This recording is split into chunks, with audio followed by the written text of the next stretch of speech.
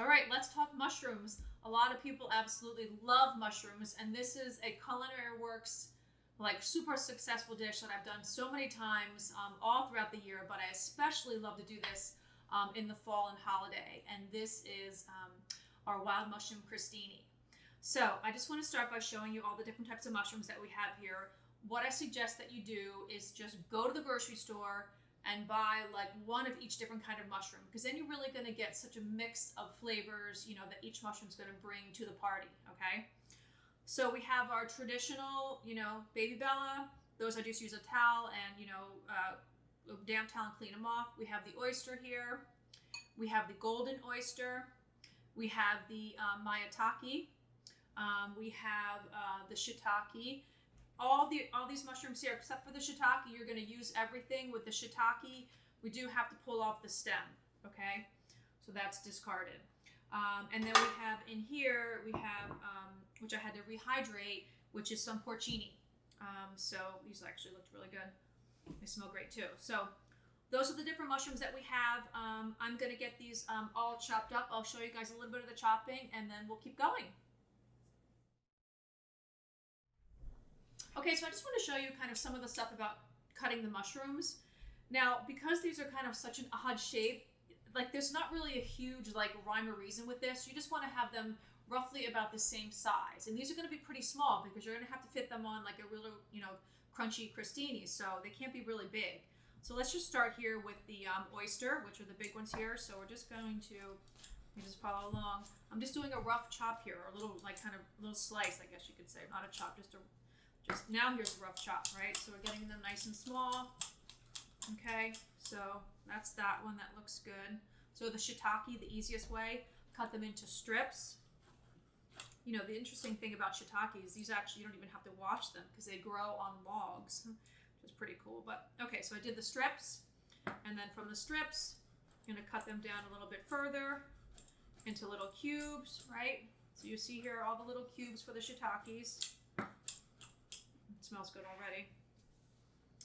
Okay, and the maitake here, same thing. Just kind of get started. Just have at it. Just start chopping. Like, don't really think about it too much. Just, you know, chop away, right? That's the only really kind of laborious thing with this particular dish. It's just there's a lot of chopping. So the golden oyster here, again, just kind of, they're such sponges too. They kind of feel so cool in your hands. So. And just even look at this, it's like a pretty picture in itself. So, all right, so again, just kind of like, you know, pretty small. Okay. The porcini, which is the ones that we rehydrated. I'll move these over so you guys can see. Same thing, a little slice here, a forward slice, forward and down. If you haven't already done so, please do check out the knife skills video, because that will kind of give you guys a little more confidence in your chopping. Okay, here. So that was a slice to a rough chop. All right, and then one more, just the traditional cremini here. This one I'm just going to slice it. And then from the slice, just do a rough chop here. You know, keep it tight to the pile. Keep going.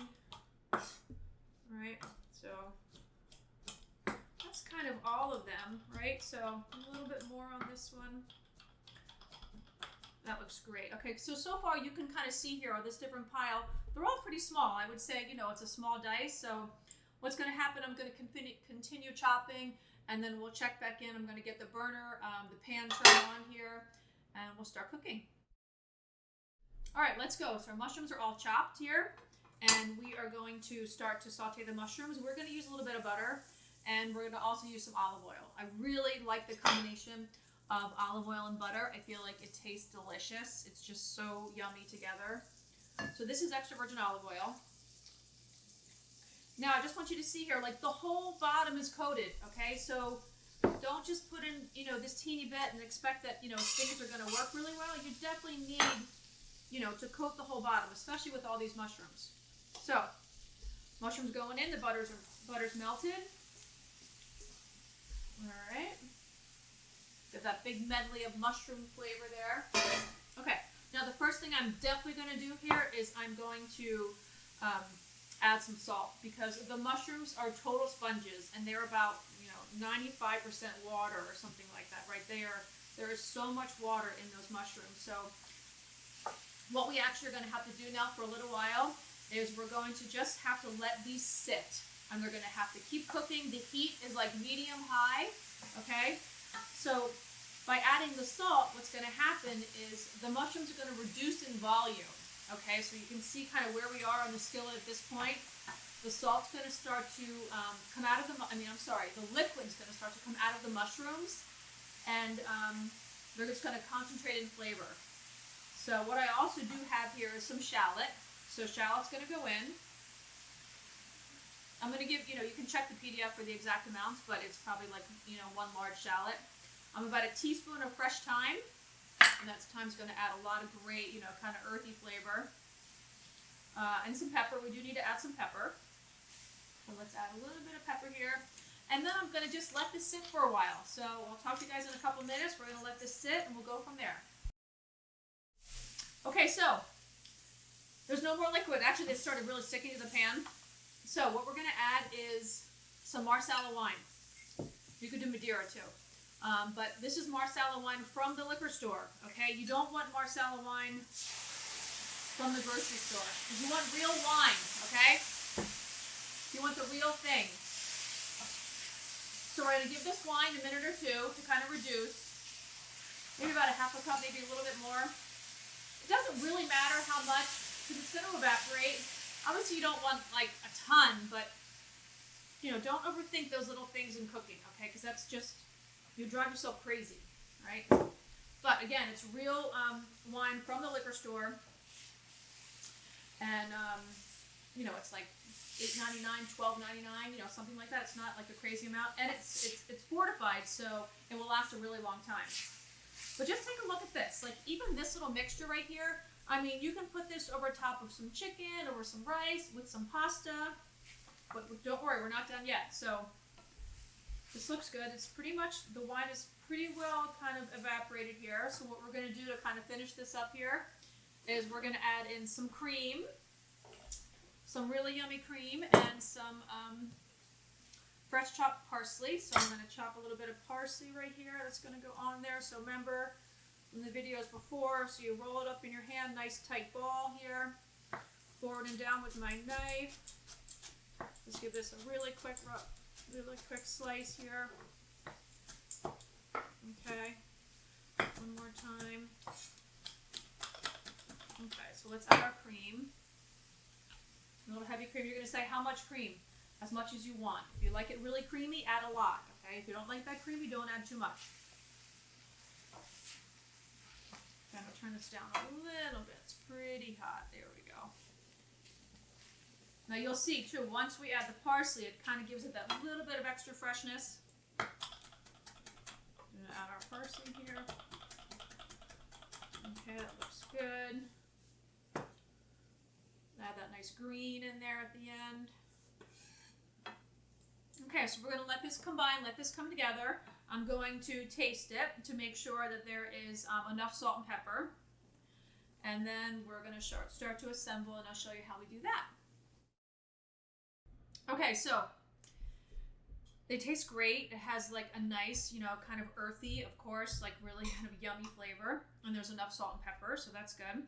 So the way to assemble these is you're going to take your crostini, and it's easiest to do it right over the pot here, or over the pan. And you pile it up there pretty well, right? So I'll get a couple of these kind of assembled here. Well, again, imagine this like over, some soft scrambled eggs or a little bit of pasta or something. These are great for the holiday time. If you want to do these over the holiday, all you have to do is, you can make this mix kind of the day before, and then, reheat it gently. You might have to add a little bit more cream or something, but it looks good. All right, so now what you do is you take some freshly grated Parmesan cheese or Romano cheese or Asiago. I think this is Parmesan here. So we're going to put a little Parmesan on top of each one. Makes it look nice and pretty as well, right? Great flavors here. Okay, so there is your Parmesan cheese. And then you add your yummy truffle oil. So with this, I do put my finger over top of it just so that it doesn't like, you know, completely like, you know, way too much pours out. So you just want like a couple drips because it's very strong and just want to kind of impart that kind of umami, yummy, earthy flavor. So, all right, well, let me give it a try for you because I showed it's going to be delicious. Great.